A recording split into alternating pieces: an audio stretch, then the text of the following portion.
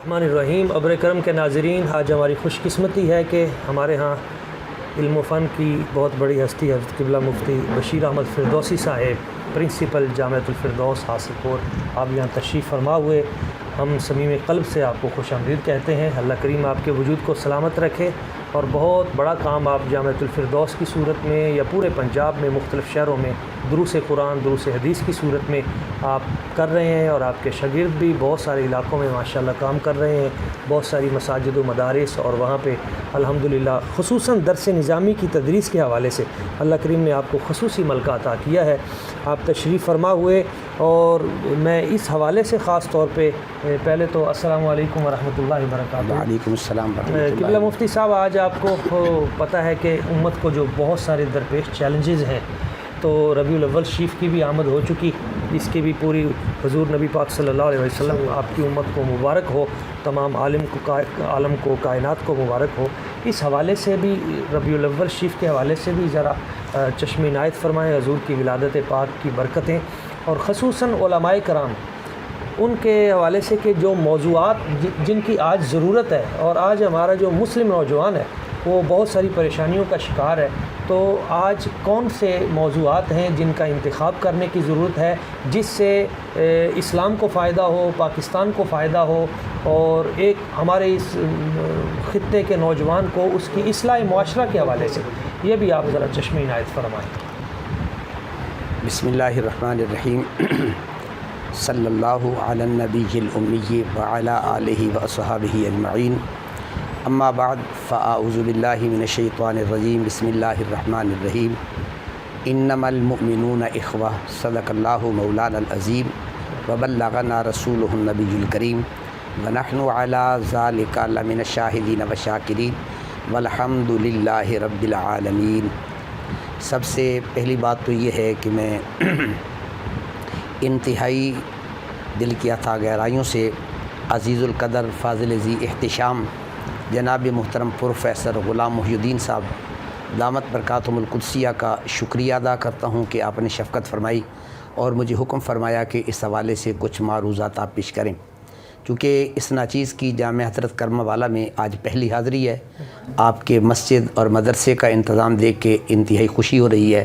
اللہ تبارک و تعالیٰ اس مرکز کو اسلام کا مضبوط کلا بنائے، اور ان کے رفقا اور معاونین جتنے بھی ہیں ان کو بھی اللہ تبارک و تعالیٰ اخلاص کے ساتھ دین کی خدمت کی توفیق عطا فرمائے۔ اس کے بعد سب سے پہلی گزارش یہ ہے کہ یہ ماہ مقدس ربیع الاول شریف آقا کریم علیہ الصلاۃ والسلام کی تشریف آوری کا مہینہ ہے۔ سب سے پہلے تمام مسلمانوں کو میں دل کی گہرائیوں سے حضور کی آمد کے حوالے سے مبارکباد پیش کرتا ہوں۔ اللہ تبارک و تعالی ہم سب کو آقا کریم علیہ الصلاۃ والسلام کی تشریف آوری کے مقاصد کو سمجھنے اور اس پر عمل کرنے کی اللہ توفیق عطا فرمائے۔ اس کے بعد سب سے پہلے نمبر پر گزارش یہ ہے کہ اس وقت امت مسلمہ جن مسائل سے دوچار ہے، اس ناچیز کی سوچ کے مطابق وہ سب سے بنیادی بات، امت اس وقت اختلاف، انتشار، افتراق اور تشدد کا شکار ہے، جس کی وجہ سے امت تنزلی اور پستی کا شکار ہے، اور اس کا حل صرف اور صرف ایک ہی صورت میں ہے کہ یہ امت آپس میں متحد ہو جائے۔ قرآن مقدس کی جس آیت کو میں نے عنوان بنایا ہے، اگر گرامر کے لحاظ سے اس پہ تھوڑا سا غور کریں تو اللہ تبارک و تعالیٰ نے لفظ ارشاد فرمایا انما المؤمنون اخوہ۔ عربی گرامر کے لحاظ سے انما جو ہے یہ کلمہ حصر ہے، تو اب اس کا مطلب یہ بنتا ہے کہ مومن صرف اور صرف وہی شخص ہوگا جو آپس میں بھائی بھائی بن کے رہے، کیونکہ انما کا مقتضا یہی ہے۔ بہت عمدہ۔ اب اس انما کی تفصیل میں نہیں جانا چاہتا چونکہ یہ طلباء کی تو کلاس نہیں ہے، لیکن اتنا معنی ضرور عرض کروں گا کہ حصر کا مقتضا یہ ہے کہ مومن انسان ہوگا ہی تب جب وہ آپس میں بھائی بھائی بن کے رہے۔ اگر ان کے اندر اخوت، بھائی چارہ، پیار اور محبت نہیں ہے تو پھر یہ لفظ کا مومن تو ہوگا لیکن عملی مومن نہیں ہوگا۔ اس لیے اسلام سب سے پہلے ہمیں آپس میں بھائی بن کے رہنے کی تلقین کرتا ہے۔ اس کے بعد دوسری بات یہ ہے کہ حضور علیہ الصلاۃ والسلام کی تشریف آوری پر اللہ تبارک و تعالی نے آپ کو بے شمار معجزات عطا فرمائے۔ سبحان اللہ۔ اس وقت تک امت آپ کے معجزات کو بیان کر رہی ہے، کرتی رہے گی، قیامت تک ان کا احصاء ممکن نہیں ہے۔ لیکن اگر ہم آپ کے معجزات پہ غور کریں تو جو سب سے بڑے معجزات ہیں جن کا میں کثرت کے ساتھ ذکر کرتا ہوں، پہلے نمبر پر قرآن مقدس ہے، وہ ایک ایسا عظیم معجزہ ہے جو تا قیام قیامت سلامت رہے گا۔ زندہ معجزہ۔ باقی جو معجزات ہیں ان کا تعلق وقتی طور پر تھا، مثلا چاند 2 ٹکڑے ہوا چند لمحات کے لیے تھا، سورج پلٹ کے آیا چند لمحات کے لیے تھا، پتھر نے کلمہ پڑھا چند لمحات کے لیے تھا۔ اس کے بعد جس بنیادی معجزے کا میں تذکرہ کرتا ہوں وہ یہ ہے کہ یہ امت آپس میں لڑ جھگڑ رہی تھی، کبھی ان کی لڑائی پانی پر ہوتی تھی، کبھی ان کی لڑائی دودھ پر ہوتی تھی، کبھی کسی چیز پر ہوتی تھی۔ آمنہ کے لال تشریف لائے تو اللہ پاک نے آپ کی برکت سے اس ساری کائنات کو متحد ہونے کی توفیق عطا فرمائی۔ بہت عمدہ، یعنی یہ دوسرا معجزہ ہے کہ قرآن جو سب سے بڑا معجزہ حضور نے جوڑ دیا۔ اب اس پر اگر قرآن پاک کے تھوڑے سے الفاظ پہ غور کریں تو اللہ تعالیٰ ارشاد فرماتا ہے کہ اذکروا نعمت اللہ تبارک و تعالیٰ کی نعمتوں کا چرچا کرو۔ اب وہ کون سی نعمت ہے؟ بڑی نعمتیں اللہ تبارک و تعالیٰ کی، لیکن قرآن مقدس نے جہاں خصوصاً ذکر کیا، قرآن کی اس آیت کا سیاق و سباق دیکھیں، فرمایا وَاعْتَصِمُوا بِحَبْلِ اللَّهِ جَمِيعًا وَلَا تَفَرَّقُوا وَاذْكُرُوا نِعْمَتَ اللَّهِ عَلَيْكُمْ اذ کنتم اعداء، تم آپس میں دشمن تھے، فألف بین قلوبکم، اللہ نے تمہارے دلوں کو جوڑ دیا، فاصبحتم بنعمتہ اخوانا، اس نعمت کے ذریعے سے تم آپس میں بھائی بھائی بن گئے۔ اور اس نعمت کا سب سے بڑا مصداق میرے آقا کریم کی ذات اقدس ہے۔ اللہ تبارک و تعالیٰ کے پیارے حبیب لبیب علیہ السلام نے ان لوگوں کو آپس میں کیا کیا؟ بھائی بھائی بنا دیا۔ سبحان اللہ، سبحان اللہ۔ اور یہ جو معجزہ ہے اس کا اظہار حضور کی حیات طیبہ تک محدود نہیں تھا، اب جتنے بھی یہ مسلمان آپس میں بھائی ہیں یہ اسی حضور علیہ السلام کے معجزے کا اظہار ہے اور اسی کا تسلسل ہے، اور یہ جتنا بھی فیض ہے یہ آپ کا فیض ہے۔ اب قرآن مقدس کے ان کلمات پہ ایک بار ذرا ہم دوبارہ نظر کرتے ہیں۔ سب سے پہلے نمبر پہ قرآن نے یہ کہا اللہ کی رسی کو مضبوطی سے تھام لو۔ اب اس میں بحث ہم اب نہیں کریں گے کہ اس حبل اللہ سے مراد کیا ہے، اس سے مراد قرآن پاک لیں تب بھی ٹھیک ہے، اس سے مراد اسلام لے لیں تب بھی ٹھیک ہے، اس سے مراد میرے حضور کی ذات لے لیں تب بھی ٹھیک ہے، کیونکہ قرآن مقدس کی ایک آیت کی ہزاروں تشریحات ہوتی ہیں۔ اور اس کے بعد فرمایا ولا تفرقوا، سب سے بنیادی طور پر قرآن مقدس نے فرقہ واریت کی مذمت کی ہے۔ ولا تفرقوا، تم نے آپس میں فرقہ واریت میں نہیں پڑھنا۔ بہت اچھا۔ اگر قرآن پاک کا تھوڑا سا مطالعہ کریں تو ایک بڑا معروف واقعہ ہے سورہ توبہ کے اندر، جس کو اکثر اہل علم حضرات اپنے اپنے سٹیج پہ گفتگو کے عنوانات بھی بناتے ہیں، کہ ایک مسجد تھی جس کا نام ہے مسجد درار، اس کے اندر نماز جائز نہیں ہے، حضور علیہ السلام نے گرا دیا۔ اب جب ہم قرآن مقدس کی ساجت پہ غور کرتے ہیں تو اس مسجد میں کیا ایسا مسئلہ تھا کہ جس کی وجہ سے وہاں نماز نہیں ہوتی ہے؟ جب ہم اس کا اندر غور کرتے ہیں، اس کے سیاق و سباق کو دیکھتے ہیں، ان کے اسباب اور علل کے اندر جو بنیادی بات تھی وہ کیا تھی؟ تفریقم بین المؤمنین۔ اب قرآن مقدس کا یہ جملہ غور سے سنیے، وتفریقم بین المؤمنین، یعنی جس مسجد کی بنیاد فرقہ واریت پر ہوگی اس مسجد میں نماز ہی نہیں ہوتی ہے۔ اب یہ بڑی بنیادی بات ہے، اس پہ ذرا تھوڑا سا غور کریں۔ قرآن مقدس نے یہ بڑا عظیم پیغام عطا فرمایا تھا، وتفریقم بین المؤمنین، فرمایا جس مسجد کی بنیاد فرقہ واریت پر ہے اس میں تو نماز ہی نہیں ہوتی ہے، یعنی مسجد وہ ہوگی جس کے اندر فرقہ واریت نہیں بلکہ وحدت امت کا پیغام دیا جائے، اتحاد امت کا پیغام دیا جائے۔ ایک اور بات یہاں عرض کروں گا، ایک ہم لفظ بولتے ہیں اتحاد امت ہونا چاہیے، یہ لفظ میں سمجھتا ہوں عام لوگوں کو سمجھانے کے لیے ٹھیک ہے اتحاد امت، لیکن حقیقتاً یہ لفظ یہ اتحاد امت ہے نا، یہ اصل میں حضور کی امت کی وحدت کی صحیح ترجمانی نہیں ہے۔ صحیح ہے، اصل میں اتحاد امت کی بجائے لفظ ہونا چاہیے وحدت امت، وحدت امت، یہ بنیادی بات ہے۔ اب ذرا میں اس کی تھوڑی سی تشریح کروں گا۔ اتحاد ہم کس کو کہتے ہیں؟ آپ نے کبھی اور دیکھا ہوگا ایک گلدستہ ہم بناتے ہیں، اس میں گلاب کا پھول بھی ہوتا ہے، چنبیلی کا بھی ہوتا ہے، گینڈے کا بھی، یہ سارے پھول کٹھے کر کے نیچے سے ایک داغے کے ساتھ باندھ دیتے ہیں، یہ گلدستہ بن گیا، ہم سمجھتے ہیں بہت اچھی چیز ہے، لیکن کبھی غور کریں جو نیچے داغے سے باندھا ہوا ہے اگر وہ داغا ٹوٹ جائے تو یہ پھول بکھر جاتے ہیں، الگ ہو جاتے ہیں۔ تو اسی طریقے سے ہم لوگ بھی اتحاد کرتے ہیں، اب ہمارا اتحاد کسی ایک نقطے پر ہوتا ہے، جب وہ نقطہ ختم ہو جاتا ہے وہ اتحاد ٹوٹ جاتا ہے، ہر کوئی اپنی جگہ پر چلا جاتا ہے۔ اس لیے اس عنوان کو اتحاد کے بجائے اگر وحدت امت کو عنوان دے تو پھر وحدت کے اندر تقسیم نہیں ہو سکتی ہے، وحدت کے اندر تفریق نہیں ہو سکتی ہے۔ جب وحدت کے اندر تفریق اور تقسیم نہیں ہوگی، جب یہ امت یکجا ہو جائے گی پھر دیکھ لینا یہ امت اس مقام پہ چلی جائے گی جو حضور کے غلاموں کا زمانہ تھا۔ اصل میں آج ہم پیچھے اس لیے چلے گئے، پھر اس پہ ذرا تھوڑا سا غور کریں۔ یہ بات بطور میں تنقید نہیں کہنا چاہتا، لیکن ایک بات عرض کرنا چاہوں گا، اکثر ہماری اس زندگی میں ہم نے اپنی آنکھوں سے دیکھا اہل علم کے اندر اتحاد ہوتے رہے تو اس وقت ہم اپنے ہاتھوں میں ہاتھ ڈال کے اعلان کرتے ہم ایک ہیں. لیکن قرآن مقدس کا جب ہم مطالعہ کرتے ہیں تو قرآن مقدس ہمارے اس عمل کو اچھا نہیں دیکھتا. صحیح. کیسے؟ ہم نے ہاتھ کھڑے کر کے کہہ دیا ہم ایک ہیں ہم ایک ہیں. وہی لوگ جب سٹیج پہ کھڑے ہو کے ایک ایک کا نعرہ لگاتے ہیں، نیچے آ کر ایک دوسرے کے پیچھے نہ نماز پڑھنے کے لیے تیار ہیں نہ ایک دوسرے کو سلام کرنے کے لیے تیار ہیں، پھر وہ ایک کیسے ہو گئے؟ قرآن نے اس کو کس نقطہ نظر سے دیکھا؟ قرآن مقدس یوں فرماتا ہے وَتَحْسَبُهُمْ جَمِيعًا وَقُلُوبُهُمْ شَتَّىٰ. اللہ. وَتَحْسَبُهُمْ جَمِيعًا وَقُلُوبُهُمْ شَتَّىٰ. فرمایا تم یہ سمجھتے ہو کہ کٹھے بیٹھے، فرمایا تم بظاہر کٹھے ہو لیکن تمہارے دل کٹھے نہیں ہیں. جب دل کٹھے ہو جائیں گے پھر دنیا ساری ٹھیک ہو جائے گی. آج اس دل کو ٹھیک کرنے کی ضرورت ہے. اس لیے جب دل سے اتحاد ہوگا وہ اتحاد ہوتا ہے، جب دل سے یکجائی ہوگی تو پھر وہ وحدت امت ہوگی. آج ہم اس تقسیم کو ختم کریں تو میں سمجھتا ہوں امت کے مسائل آسانی سے حل ہو سکتے ہیں. اب اس میں کس کی ذمہ داری ہے جی؟ یہ کون کام کرے گا؟ سب سے بنیادی بات میں ایک عرض کیا کرتا ہوں، علماء کرام اپنے شان میں اپنی فضیلت میں بڑی اہم حدیث بیان کرتے ہیں العلماء ورثۃ الانبیاء. علماء انبیاء کے وارث ہیں. یقیناً یہ حدیث مبارکہ بھی ہے اور یہ علماء کی عظمت اور فضیلت بھی بیان کرتی ہے. لیکن سوال یہ ہے کہ جب ہم حضور کے وارث بنیں گے کیا حضور نے فرقہ واریت کو پھیلایا تھا یا فرقہ واریت کو ختم کیا تھا؟ حضور نے امت کو جوڑا تھا یا توڑا تھا؟ حضور نے امت کو ٹکڑے ٹکڑے کیا تھا یا یکجا کیا تھا؟ جو عالم حضور کا وارث بننا چاہتا ہے اور وہ امت کو لڑاتا ہے تو پھر وہ وارث نہیں ہوگا. وارث وہ ہوگا جو امت کو یکجا کرنے کی کوشش کرے گا، جوڑنے کی کوشش کرے گا، پھر وہ تو امت کا نبی کا وارث ہوگا. اگر جوڑنے کی کوشش نہیں کرتا پھر وہ وراثت کا حقدار نہیں ہوتا. جب ہم یہ گفتگو کرتے ہیں بنیادی طور پر ہمارے اہل علم حضرات کی یہ سب سے زیادہ ذمہ داری ہے. آج کی نوجوان نسل کی جو تربیت کرنی ہے یہ تنقیدی انداز میں نہ کریں. ٹھیک ہے. تخریبی سوچ پیدا نہ کریں، تعمیری اور مثبت سوچ پیدا کریں. جب ہم اپنے بچوں کے اندر، نوجوانوں کے اندر، آنے والی نسل میں مثبت اور تعمیری سوچ پیدا کریں گے پھر دیکھ لینا ان بچوں کی سوچ بھی اچھی ہوگی، فکر بھی اچھی ہوگی.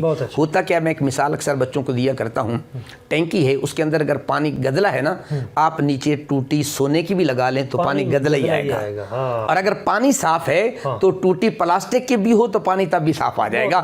اگر یہ علماء اعظام اگر یہ اپنی سوچ کو، اپنے فکر کو مثبت بنا لیں پھر دیکھیں یہ نوجوان کسی کو گالی نہیں نکالا کریں گے، کسی کو پتھر نہیں ماریں گے، کسی کے اوپر وہ بوتلیں نہیں پھینکیں گے، کسی کے اوپر وہ جوتے نہیں پھینکیں گے. اوپر سے نیچے آنا ہے. ہم نیچے سے اوپر جانے کی کوشش کرتے ہیں حالانکہ اوپر سے نیچے آنا ہے کیونکہ اوپر ٹینکی اس کو صاف کرنا آسان ہے، ہر فرد کو ٹھیک کرنا مشکل ہے. جب اوپر سے ٹھیک ہوں گے نیچے خود بخود ٹھیک ہو جائیں گے.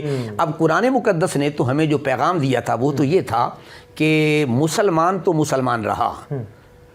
قرآن مقدس نے کہا وَلَا تَسُبُّوا الَّذِينَ يَدْعُونَ مِن دُونِ اللَّهِ فَيَسُبُّوا اللَّهَ عَدْوًا بِغَيْرِ علم. تم جھوٹے خدا کو بھی گالی نہیں دے سکتے. اگر وہ تم جھوٹے خدا کو گالی دو گے وہ جواب میں تمہارے سچے خدا کو گالی دیں گے تو نتیجہ کیا نکلے گا؟ وہ فتنہ پیدا ہوگا. اس کے نتیجہ کیا نکلے گا؟ وہ تمہارے سچے خدا کو ایکشن کا ریئیکشن ہوگا، وہ تمہارے سچے خدا کو جھوٹا کہیں گے، گالی دیں گے. اس لیے قرآن نے تمہیں یہ ضابطہ دیا تھا. لیکن آج جب محراب و ممبر کا وارث ممبر پہ بیٹھ کے گالی نکالتا ہے مجھے بڑا تعجب ہوتا ہے کہ یہ بھی نائب رسول بیٹھا ہوا ہے، یہ بھی وارث رسول بیٹھا ہوا ہے جو گالی نکال رہا ہے. میرے حبیب نبی علیہ السلام کی پوری حیات طیبہ کا آپ مطالعہ کریں، میرے محبوب نے کبھی گالی تو نہیں نکالی ہے. حضور علیہ السلام نے ہمیں کیا پیغام دیا تھا. اس لیے ہم اس پیغام کو اگر آگے لوگوں تک پہنچا دیں. پھر آخری بات سوال سرچ کر کے میں بات کو سمیٹنا چاہتا ہوں. جب اہل علم کے سامنے یہ بات کی جاتی ہے نا کہ بھائی فرقہ واریت کو ختم کرو، اتحاد کی بات کرو، فٹ ایک حدیث پاک کا حوالہ دیتے ہیں کہ آقا کریم علیہ السلام نے ارشاد فرمایا میری امت میں 73 فرقے ہوں گے، 72 جہنم میں جائیں گے، ایک جنت میں جائے گا. یقیناً حدیث پاک ہم اس کا کب انکار کرتے ہیں، لیکن اس کو تھوڑا سا سمجھنے کی کوشش کریں. کیا حضور علیہ الصلوۃ والسلام نے یہ حکم دیا تھا کہ تم نے فرقے بنانے ہیں یا یہ آپ نے خبردار کیا تھا؟ خبر نہیں دی تھی، خبردار کیا تھا کہ آنے والے وقت میں یہ فتنہ پیدا ہوگا تو تم نے اس کو آگے نہیں بڑھانا بلکہ اس کو ختم کرنے کی کوشش کرنی ہے. اب اس عمل کی اتنی مذمت اسی حدیث کے اندر جس انداز میں کی گئی ہے میرے خیال سے بہتر نہیں ہو سکتی ہے. اب اس کا آخری حصہ میں پوری حدیث کی تشریح یا توضیح اب نہیں کرتا، ایک حصہ کرنا چاہتا ہوں. اسی حدیث میں یہ کہا گیا کہ تشبیہ دی گئی قوم بنی اسرائیل کے ساتھ، وہ 72 میں تقسیم ہو گئی، یہ 73 میں. حتیٰ کہ اگر اس قوم بنی اسرائیل میں کسی نے ماں کے ساتھ برا کیا تو میری امت میں بھی یہ ہوگا. یہ بھی اسی حدیث کا ٹکڑا ہے، اسی حدیث کا حصہ ہے. اب ذرا تھوڑا سا سوچیں کہ فرقے کا اس عمل کے ساتھ کوئی تعلق بنتا ہے؟ پیچھے بات آ رہی ہے فرقے کی اور بات یہاں کیا ہو رہی ہے؟ ماں کے ساتھ برائی کی. ان کا آپس میں جوڑ کیا بنتا ہے، تعلق کیا بنتا ہے؟ آخر کوئی بات تو ہے نا. نا. تو آقا کریم علیہ السلام اصل میں سمجھانا یہ چاہتے تھے کہ جتنا برا عمل ماں کے ساتھ برائی کرنا ہے اتنا ہی برا عمل فرقہ واریت بھی ہے. اس پہلو پہ ذرا تھوڑا سا غور کریں. اس کے ساتھ جوڑنے کا تعلق کیا تھا؟ یعنی جتنا وہ عمل برا ہے. اب معاذ اللہ اس کا مطلب یہ تو نہیں حضور نے فرمایا اس امت میں تھا اب یہاں یہ بھی شروع کر دینا، اعوذ باللہ من ذالک، نہیں، بلکہ حضور نے تنبیہ کی ہے، بتایا ہے، خبردار کیا ہے کہ آنے والے وقت میں یہ کام ہونا ہے. میں تمہیں پہلے بتا کے جا رہا ہوں کہ تم اس سے بچ کے رہنا ہے. تو حضور علیہ السلام کے اس حدیث کا مقصد یہ نہیں تھا کہ تم فرقہ واریت پھیلاؤ، یہ تو آپ نے پہلے ہمیں تنبیہ کی ہے آنے والے وقت میں یہ خرابی پیدا ہوگی، تم پہلے سے اپنے آپ کو تیار کر کے رکھنا تاکہ لوگ خود بھی اپنے آپ کو بچا لو اور لوگوں کو بھی اس سے بچا لو. اور یہ کن کا کام ہے؟ اہل علم کا کام ہے، جو وارثان محراب و منبر ہیں. ان سے میں دست بستہ التجا کروں گا اپنے شاگردوں میں، اپنے طلباء میں اخوت، بھائی چارہ، محبت کا پیغام دیں، تعمیری سوچ پیدا کریں. تنقیدی سوچ کی مثال میں بچوں کو ایسے دیتا ہوں کہ جیسے آپ نے دیکھا ہوگا ایک انسان ہے نا، اس کا جسم ہے، اس پہ ایک پھوڑا نکلتا ہے، اس پہ ایک پیپ آ جاتی ہے. جب بھی مکھی آتی ہے تو کہاں بیٹھتی ہے؟ پیپ پہ بیٹھتی ہے، باقی حصے پہ نہیں بیٹھتی. تو میں کہتا ہوں جو تنقیدی باتیں کرتا ہے بس یوں سمجھ لیں کہ جس طرح وہ مکھی پیپ پہ بیٹھتی ہے نا، اسی طرح تنقید کرنے والا بھی یہی سوچ رکھتا ہے. اب ہمیں چاہیے اگر مکھی بننا بھی ہے نا، پھر یہ مکھی نہ بنے شہد کی مکھی بن جائے جو ہمیں مٹھاس عطا کر دیتی ہے، بس شفاء للناس بن جائے. تو یہی حضور کی امت کا تک علماء کا کام ہے، یہ پیغام پہنچا دیں. دعا کریں اللہ تعالی ہمیں عمل کی توفیق عطا فرمائے. آپ کا جو پیغام ہے اس حوالے سے یہ ایک پیغام اپنے احباب کی نظر کرتا ہوں کہ یہ جو بات کی کہ ہمارے علماء اگر یہاں پہ بات ٹھیک ہو جائے، امت تو اکثر ان کی تو خواہش ہے کہ ہم اکٹھے ہیں، اور امت کے نوجوان بھی یہ چاہتے ہیں کہ کسی نہ کسی طریقے سے اوپر سے اگر ایسا صورتحال پیدا ہو جائے. میں یہ سمجھتا ہوں کہ وہ لوگ بڑے بڑے اکابرین جنہوں نے امت کو اکٹھا کرنا تھا وہ خود الجھ چکے ہیں. اللہ ان کو اکٹھا ہونے کی توفیق عطا فرمائے. میں ایک پیغام دوں گا. حضرت حضور مرزا مظہر جان جانا رحمہ اللہ، آپ کی بارگاہ میں دو نوجوان آئے بلخ سے اور وہ مرید ہونے کے لیے آئے. تو جب وہاں پہنچے تو جو وہاں پہ حوض بنا ہوا تھا جس پہ وضو کرتے ہیں، تو دوران وضو ایک نوجوان دوسرے سے کہنے لگا کہ یہاں کا حوض دلی کا بڑا ہے یا بلخ کا بڑا ہے؟ تو دوسرے نے کہا بلخ کا بڑا ہے، اس نے کہا نہیں دلی کا بڑا ہے. تو اس پہ تکرار ہو گئی اور کافی دیر تک وہ آپس میں الجھے رہے.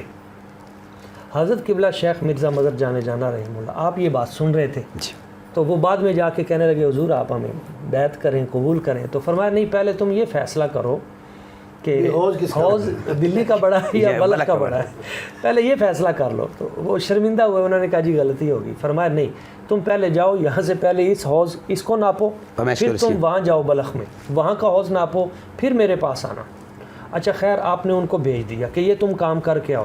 تو حضرت شیخ شاہ غلام علی دہلوی رحمہ اللہ انہوں نے عرض کیا حضور آپ نے تو ان کو بڑے لمبے سفر پہ بھیج دیا، اس میں حکمت کیا ہے؟ تو فرمایا ان کی تربیت مقصود ہے کہ یہ جس مقصد کے لیے اتنے دور ملکوں سے بلخ سے یہاں سفر کر کے آئے ہیں تو ان کے پیش نظر وہ مقصد نہیں ہے. اور لا یعنی گفتگو بلخ کا بڑا ہو حوض یا دلی کا، اس سے ملے گا کیا؟ اس سے فائدہ کیا ہوگا؟ تو یہ وہاں سے چکر لگا کے آئیں گے، پھر نگاہ کرم ہوگی، تربیت ہوگی کہ وہ وہاں پہ انہوں نے وہ حدیث پاک پیش کی من حسن اسلام المرء ترکہ ما لا یعنی، کہ اسلام کا حسن ہی یہ ہے کہ وہ فضول باتوں کو چھوڑ دے. تو آج میں سمجھتا ہوں عوام تو چھوڑنے کے لیے تیار ہے. ہمارے اہل علم علماء یہ جو لا یعنی باتیں ہیں جن کا اسلام کے عروج سے دور دور کا تعلق نہیں ہے، تو اس طرح کے یہ نئے مباحث کھڑے کر کے ایک دوسرے کے اوپر تنقید کرنا، تنقیص کرنا اور ایک دوسرے کے خلاف متنفر کرنا، اس کی بجائے ہم کوئی مثبت کام، وہی جیسے قبلہ مفتی صاحب دامت برکاتہم القدسیہ آپ نے فرمایا کہ ہم کوئی پازیٹیو کام کریں، تخلیقی کام کریں، اس امت کو تعمیری کام کریں، امت کو جوڑنے کی ضرورت ہے. اس طرف آئیں تاکہ اللہ تعالیٰ ہم گناہ گار سیاہکار ہیں، اللہ تعالیٰ کرم نوازی فرمائے اور ہم سے خیر کا کام لے لے. میں تھوڑا سی میں ایک بات عرض کرنا چاہوں گا. جی ضرور. اصل میں اس وقت ہمارے ہاں یہ جو اختلافات یا فاصلے پیدا ہوئے ہیں، اس کی مین وجہ یہ ہے کہ ہمارا آپس میں مکالمہ نہیں ہے، مذاکرات نہیں ہے، قربت نہیں ہے. میں نے آپ کی بات سنی, مجھے آ کے فلاں شخص نے بتائی, میں نے یہ کبھی کوشش ہی نہیں کی کہ میں پروفیسر صاحب سے پوچھ لوں آپ نے یہ بات کی ہے یا نہیں کی ہے. بدگمانی پہلے. اچھا, دوسری بات یہ ہے کہ بسا اوقات ہم فیس بک پہ سن لیتے ہیں, یوٹیوب پہ سن لیتے ہیں, کسی بندے سے سن لیتے ہیں, تو جو بولنے والا یہ بھی ہو گیا کہ بلا کہ وہ درمیان سے کلپ لے لیتے ہیں, کوئی ادھر سے لے لیا کوئی ادھر سے لے لیا. اب بسا اوقات ایسا ہوتا ہے متکلم جو کلام کر رہا ہوتا ہے اس کا وہ مقصود ہی نہیں ہوتا جو مخاطب سمجھ رہا ہوتا ہے. بالکل صحیح. تو اس میں ایسے ایسے مفاہیم مضامین نکال لیے جاتے ہیں جس کا میں اس پر آپ کو ایک مثال دینا چاہوں گا بڑی سی, مولا کائنات رضی اللہ تعالیٰ عنہ کے حوالے سے. حضرت عمر پاک رضی اللہ تعالیٰ کا زمانہ تھا, ایک آدمی نے 2 جملے کہہ دیے. آپ وہ آدمی کہنے لگا کہ میں فتنے سے محبت کرتا ہوں اور یہود و نصارہ کو ٹھیک کہتا ہوں. صحیح. سیدنا فاروق اعظم رضی اللہ عنہ کے پاس یہ بات پہنچی, آپ نے فرمایا یہ تو مرتد ہو گیا, واجب القتل ہے. اس نے کہا میں فتنے سے محبت کرتا ہوں اور یہود و نصارہ کو ٹھیک کہتا ہوں. تو جب مولا کائنات پیارے علی المرتضیٰ شیر خدا کرم اللہ وجہ الکریم کو پتہ چلا, آپ نے فرمایا پیارے عمر یہ آپ کا فیصلہ ٹھیک نہیں ہے. کہا کیوں؟ کہا اس نے یہ بات کہ آپ نے فرمایا تم ذرا غور کرو, اس نے کہا میں فتنے سے محبت کرتا ہوں. کہ آپ نے اللہ کا قرآن نہیں پڑھا؟ اللہ کے نہیں فرماتا انما اموالکم واولادکم فتنہ, مال بھی فتنہ ہے. اس کا مطلب یہ ہو کہ میں مال سے بھی محبت کرتا ہوں, اولاد سے بھی محبت کرتا ہوں. باقی اس نے کہا کہ میں یہود و نصارہ کو ٹھیک کہتا ہوں, تو قرآن کہتا ہے وکالت الیہود لیست النصارى علی شیء, یہ بات ٹھیک ہے. وکالت النصارى لیست الیہود, یہ بھی ٹھیک ہے. اس نے کہا یہ کہا ہو. تو اب دیکھیں مولا کائنات نے بھی وہی کلمات سنے, پیارے عمر پاک نے بھی وہی بات سنی ہے, لیکن انہوں نے اور مفہوم سمجھ لیا تھا, آپ نے اور سمجھا. تو پھر مولا کائنات کے ہوتے ہوئے پیارے عمر نے یہ دعا کی تھی کہ یا اللہ کبھی ایسا وقت نہ آئے میں فیصلہ کروں اور وہاں علی موجود نہ ہو. تو اب اس کا مطلب یہ ہے کہ جب ہم کسی کی گفتگو سنتے ہیں نا تو متکلم کی جو مراد ہوتی ہے وہ متکلم ہی صحیح واضح کرتا ہے. ابھی میں نے پہلے نجی نشست میں آپ سے ایک بات کر رہا تھا, ہمارے استاد مکرم شیخ القرآن مولانا منظور احمد صاحب علیہ رحمہ, آپ بصورت صحت سوال پہ فتویٰ لکھتے نہیں تھے. ہاں صحیح. آپ اس وقت فتویٰ لکھتے تھے جب وہ خود ڈائریکٹلی ان سے تصدیق کر لیتے, تسلی سے تحقیق کرتے.